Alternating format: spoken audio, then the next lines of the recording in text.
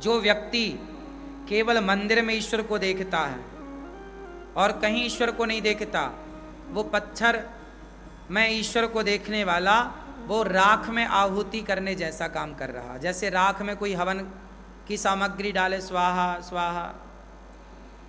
तो सही क्या है? बोले पत्थर में भी ईश्वर को देखो, पर पत्थर में ईश्वर को दूसरे नंबर पे रखो। एक होता है जड़, एक होता है चेतन। आप लोग क्या हैं, जड़ हैं कि चेतन हैं? जोर से। जिसके अंदर चेतना है, शक्ति है देखने सुनने की, वो चेतन। तो आप क्या हैं? और पत्थर क्या है? जड़। वृक्ष क्या है? जोर से। चेतन। पक्षी क्या है? कौआ क्या है? मछली क्या है? बकरा क्या है? गाय क्या है? इस संसार में दो चीजें हैं, या तो जड़ है या तो चेतन है। हाँ या ना? तीसरा कुछ है? या तो जड़ होगा या तो सुनो, एक है जड़, ये वस्तु है जड़, ये वस्तु है, ये क्या है? ये जड़ है, और ये चेतन है। अब एक जड़ है और एक चेतन है। अब ये आपको डिसाइड, आपकी जो माँ है, आपका जो पिता है, वो जड़ है कि चेतन? माता पिता चेतन है। और आपके घर में जो मंदिर है, वहाँ जो ईश्वर बैठे हैं, वहाँ पे जो कण कण, आपके घर में जो कण कण है, जैसे कहते हैं ना कण कण में ईश्वर, तो कण कण जो है वो चेतन है कि जड़ है? बोलो। वो तो जड़ है। तो सबसे पहले ईश्वर को कहाँ देखा जाए, जड़ में कि चेतन में? चेतना में ईश्वर को देखा जाए, चेतन में ईश्वर को देखा जाए। लेकिन आप चेतन में देखते ही नहीं। आप अपनी माता में ईश्वर को देखना ही नहीं चाहते, आप अपने पिता में ईश्वर को देखना ही नहीं चाहते, आप अपने पति में ईश्वर को देखना ही नहीं चाहते, आप छोटे छोटे बच्चों में ईश्वर को देखना ही नहीं चाहते, आप पशु पक्षी में ईश्वर को देखना ही नहीं चाहते। आप केवल जड़ में ईश्वर को देखना चाहते हैं, क्योंकि जड़ आपसे कुछ मांग नहीं सकता, आपसे कुछ कह नहीं सकता, आपकी शिकायत नहीं कर सकता। आपको लगता बस यही सही है। जड़ के सामने केवल आप कह सकते हैं, जड़ कुछ नहीं कह सकता। लेकिन चेतन के आगे वो भी कह सकता है और आप भी कह सकते हैं।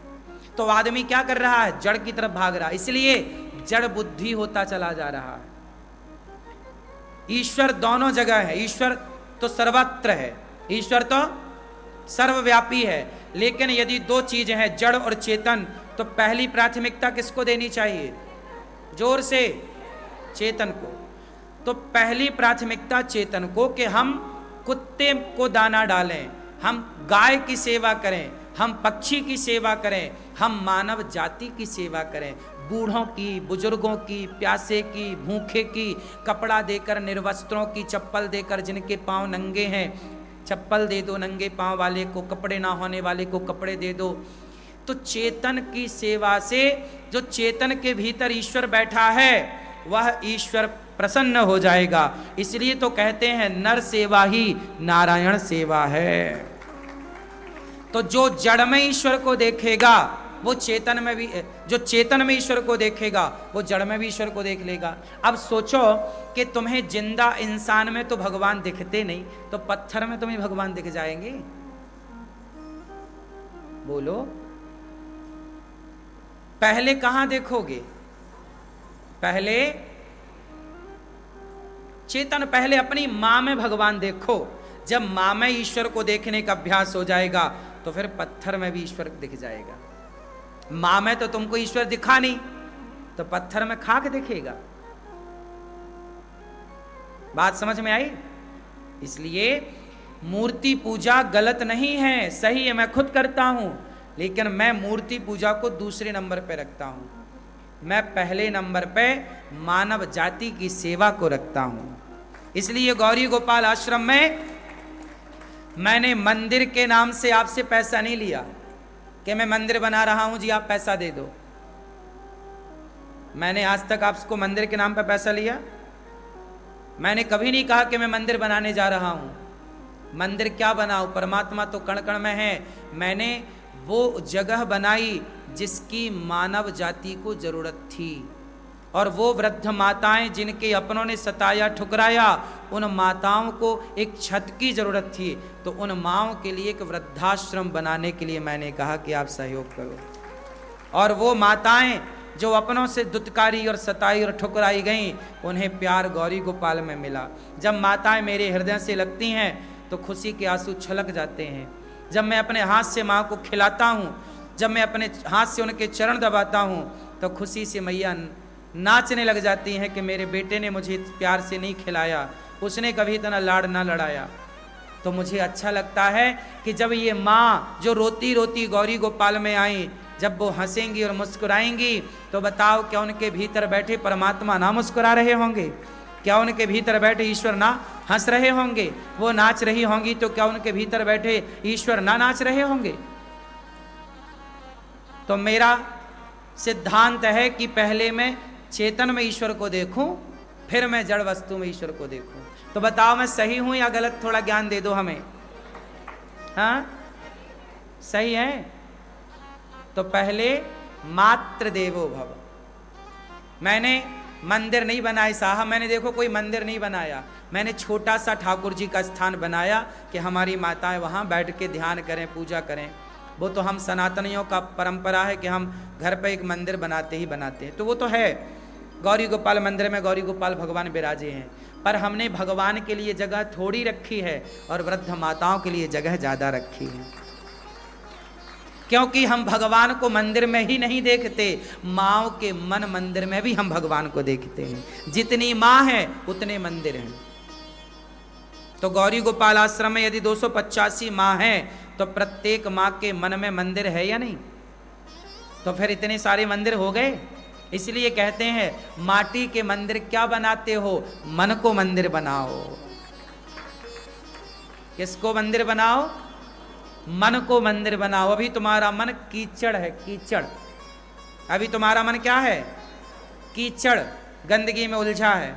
इस मन को मंदिर बनाओ। मंदिर मीन्स पवित्र बनाओ, पावन बनाओ। इसमें ईश्वर को बिठाओ मन मंदिर में, हृदय में। आंखें बंद हों तो गिरधर गोपाल नजर आए, आंखें खुले तो गिरधर गोपाल नजर आए। हर जीव में, हर प्राणी मात्र में कृष्ण ही कृष्ण हो, यही जीवन की सार्थकता है। अर्जुन ऐसे ही थे। भक्तों की बातें ऐसे ही होती हैं। इसलिए आप लोग बताओ कि दास अनिरुद्ध सही कर रहा है कि गलत कर रहा है? हमें मंदिर बनाने चाहिए? जरूरत है मंदिरों की? नहीं, मंदिर की जरूरत नहीं। इसलिए ये दास अनिरुद्ध ने मंदिर नहीं बनाया, गौरी गोपाल गुरुकुल बनाया कि बच्चे पढ़ सकें। क्या बनाया?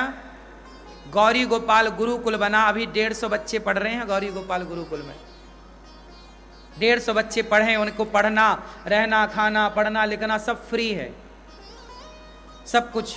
तो मैं 150 बच्चों की सेवा कर पा रहा हूँ। यदि आपका आशीर्वाद रहा तो 200 बच्चों की भी कर पाऊंगा।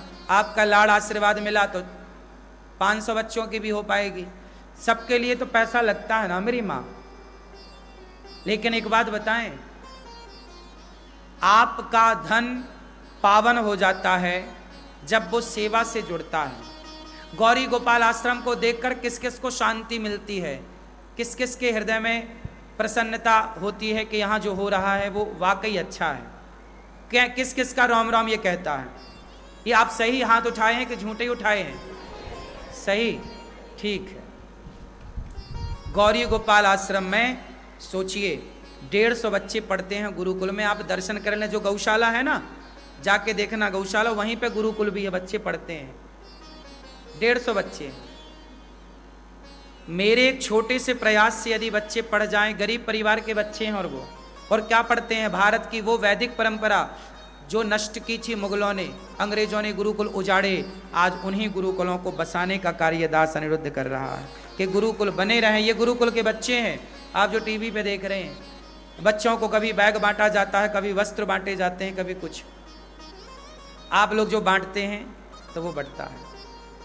तो आप लोग इन बच्चों को भी गोद लो कि एक बच्चे को हम पढ़ाएंगे, रहेगा गुरुकुल में, पर हमारी तरफ से बच्चे को 1 साल भर का भोजन हम देंगे, बच्चे की कॉपी किताब का हम सहयोग करेंगे। एक एक बच्चे की आप सेवा कर लेंगे तो बच्चे पढ़ जाएंगे। देखो, अभी तक आप लोग सोचते हैं अपने बारे में, किसके बारे में सोचते हैं? जोर से, अपने बारे में। अब सोचना है गौरी गोपाल आश्रम की सेवाओं के बारे में कि हमारी भी कुछ ना कुछ सेवा, हमारा भी धन इस सेवा से जुड़ जाए, इस सेवा से जुड़ जाए। क्योंकि आपका धन जब जुड़ता है तो वो कई गुना होके मिलता है। तो आप सभी बच्चों की सेवा से जुड़ें।